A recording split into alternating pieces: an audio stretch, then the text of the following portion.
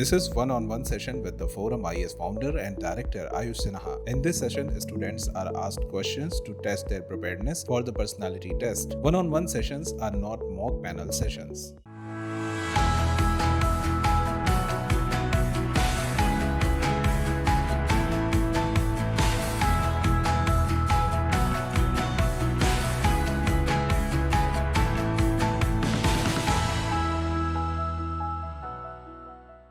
So, can you begin by introducing yourself to me? Sir, my name is Pranjal Jain. I have been born and brought up in Delhi. I completed my schooling from Hans Raj Model School in Punjabi Bagh, West Delhi.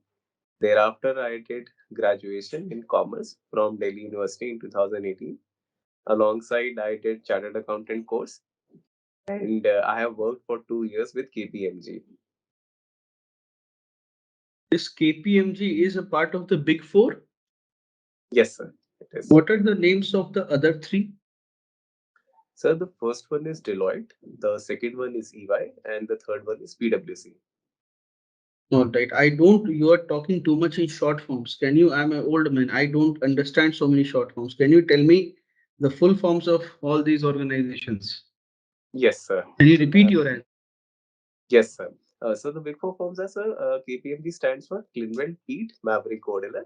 Deloitte stands for Deloitte Touche and Dumatse LLP. EY stands for Ernst& Young, and PwC stands for PricewaterhouseCoopers. In Pranjal, recently there was a Hindenburg research report on Adani group of companies. One of the concerns that was raised by the Hindenburg report was with respect to the choice of the auditor. Can you tell me what did Hindenburg say with respect to the choice of the auditors of Adani Group? So the Hindenburg report raised 2 points regarding the auditors. The first point was regarding the age of the auditors, that the Shah Dhandaria firm had auditors aged of around 23 years who were auditing such a massive empire. And the second concern that they raised was regarding about the competence of the auditors, that whether such young auditors, do they have the competence of auditing such a vast group which has related party transactions and as well as has transfer pricing obligations. Pranjal, HNIs are leaving the country. All right. High net worth individuals. In fact, it is said that around 8,000 millionaires have left the country and applied for citizenship abroad. Now, millionaires are not like you and me, looking for better opportunities of work, getting a better job, getting a better package. Millionaires already have the money and then they are moving. Why do you think are they moving? So I do agree that some HNIs are moving, and one of the reasons of that could be the tax incentives that they are getting in the foreign jurisdictions. The second reason that can be the higher standard of living that they can afford in the Western countries. And the third reason can be that they want to diversify their businesses, for which a concept called as flipping, which was mentioned in the economic survey as well. And that may be one of the reasons for them to move outside the country.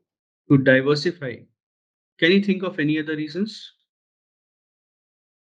So I think that HNIs who have a high income, uh, they like to invest more in outside, and to invest more tax purposes is one of the reasons, and also so that they think that taking a foreign citizenships, they will be able to have a better ease of living, and because foreign passports, they also bring some better advantages to them. So that can be some of the reasons. Pranchal, the Prime Minister sometime back was speaking to the chartered accountants and he was not happy. He said that the government had better expectations from chartered accountants. What was the views of the Honorable Prime Minister? So the views stated were that chartered accountants, some of them have been engaged in some kind of activities which brought disrepute to the profession. The second view was that chartered accountants, while they have been on the side of the nation building, but the kind of scams that we have seen, for example, in case of Satyam, ILFS, and it was the part that even chartered accountants were involved, and the kind of financial and professional expertise that they have. that could have been used for some kind of embezzlements and unethical practices. And so I think that on the basis of the observations, actions are being taken both at the regulatory and institutional level, and that should be the way ahead. Pranjal, I see that you like to play guitar. You also do student mentoring and video editing. All right. Yes, sir. So, what is the difference between a teacher and a mentor? So a teacher is one who likes to who performs a series who performs imparting lessons, and that may be on a specific domain. Like for example, we are talking about a one particular course, while a mentor is the one which the term originated from the business domain, where who likes to give advice as and when it is solicited, and as and when it is regarding a very particular field. And teaching on a comparison note, teaching may involve a larger time scale, while mentoring may involve a shorter time scale. You do video editing. What sort of videos do you edit? So I do two types of video editing. The first is a video superimposition, which I do for my guitar.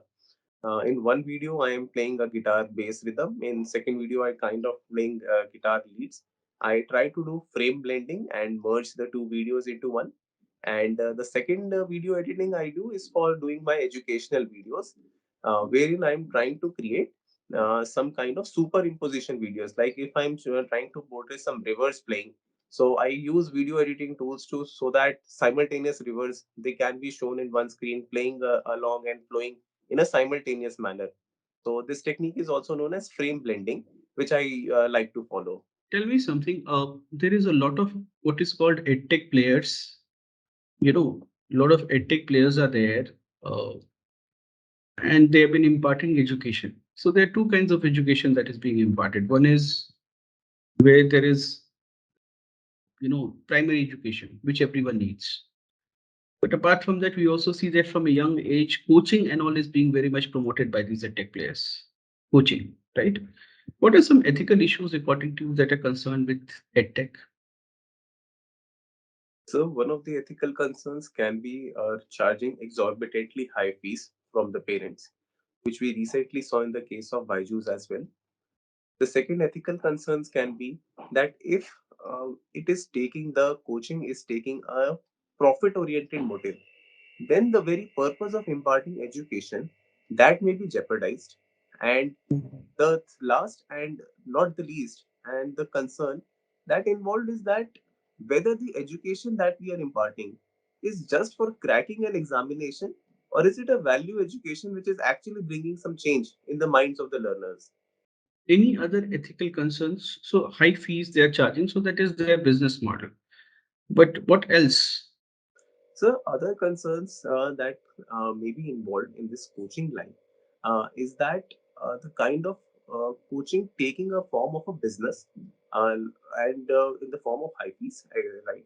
And secondly, sir, that whether are we promoting that students are in themselves are not capable enough, or the existing machineries like schools and institutions, are they not well developed enough that a student has to go for coaching or not?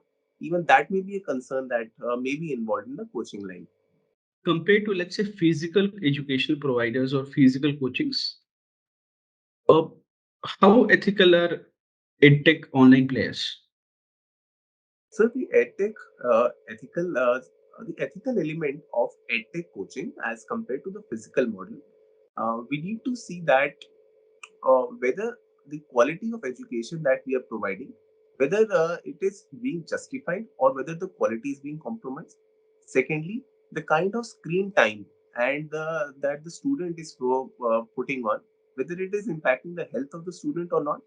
And the third concern can be that whether a student is actually learning, whether being present in the online class or whether he just sitting in front of the screen and not learning at all. That can be some of the concerns. Right, wonderful. Pranjal, Delhi, you are from Delhi. Delhi is often given this title of the rape capital of the country. What is your opinion on this? So, my opinion is that it is a very sad fact that Delhi is being prescribed as such a capital. Strict actions have been taken at the policing end as well as at the institutional level, but they have not been adequate enough to make Delhi even a better, safer place. And we need to take up certain concrete measures at multiple levels. At the institutional level, we need to have measures like prescribing the new Delhi Master Plan of 2041 for making Delhi a safer and a night city for women.